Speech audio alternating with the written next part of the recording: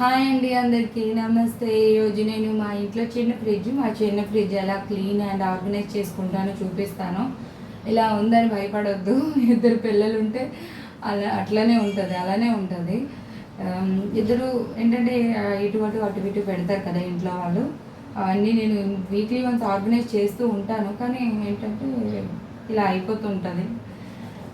సరే, అయితే ఇప్పుడు before and after cleaning organization చూడాలనుకుంటే లాస్ట్ వరకు చూడండి.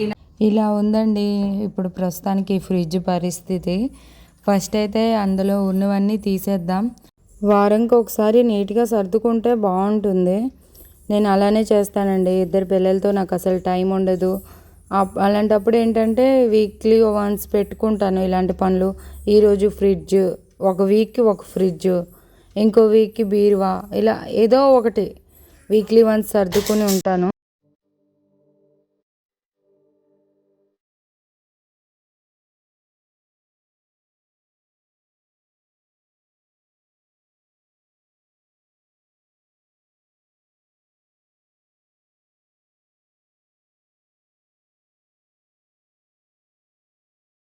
సెల్ఫ్లన్నీ తీసేసి నీట్గా తోమేసుకొని ఎండలో పెడతాను. ఎందుకంటే కొంచెము దానికి ఏదో ఒక చిన్న బ్యాక్టీరియా అయినా ఉంటుంది కదా, ఎందుకంటే అన్నీ పడేసినవి దానికి అంటుకొని ఉంటాయి.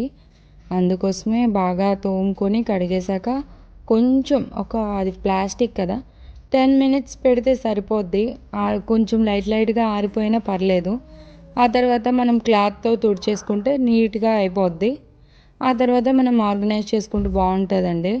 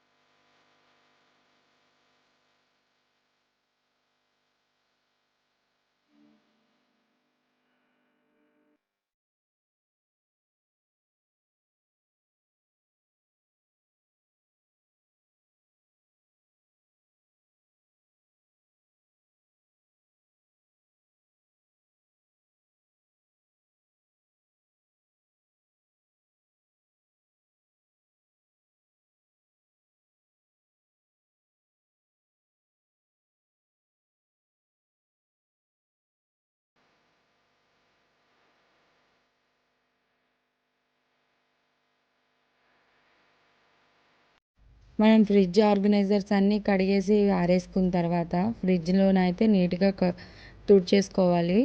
బ్యాడ్ స్మెల్ అనేది ఉంటుంది కదా, మరకలు, ఇంకా ఎప్పుడెప్పుడు పడినవి కొన్ని ఉంటాయి కదా, అందుకోసం నీట్గా కడుక్కోవాలి.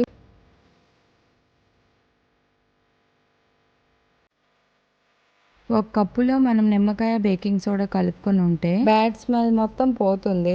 ఆ తర్వాత మన ఆర్గనైజర్స్ లైట్గా ఆరిపోయాయి, అవన్నీ నీట్గా ఒక పొడి క్లాత్తో తుడిచేసుకొని ఆ తర్వాత ఫ్రిడ్జ్లో కూడా నీట్గా పొడి క్లాత్తో తుడుచుకోవాలి.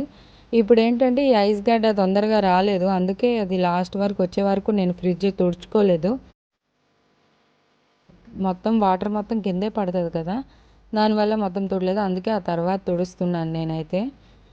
ఆ తర్వాత అన్నీ మంచిగా ఆర్గనైజ్ చేసుకోవాలి. స్టోరేజ్ బాక్సెస్ అన్నీ ఆర్గనైజ్ చేసుకున్న తర్వాత మనం కేటగిరీ టైపు పాలు ఇక్కడే ఉండాలి, వాటర్ ఇక్కడే ఉండాలి, కూరగాయలు ఇందులోనే ఉండాలి అని మనము ఆ సెల్ఫ్ ఆ పక్కకు తీసి పెట్టుకోవాలి. అంటే ఆ పక్కకు మనం అవే పెట్టుకోవాలనుకుని పెట్టుకుంటే నీట్గా ఉంటుంది. ఏంటో అక్కడ తీసాం కాబట్టి అక్కడే అది ఉండాలనుకొని మంచిగా పెట్టుకుంటాం. ఇలా ఉందండి నా ఫ్రిడ్జ్ ఆర్గనైజేషన్ ఇలా కంప్లీట్ అయ్యింది.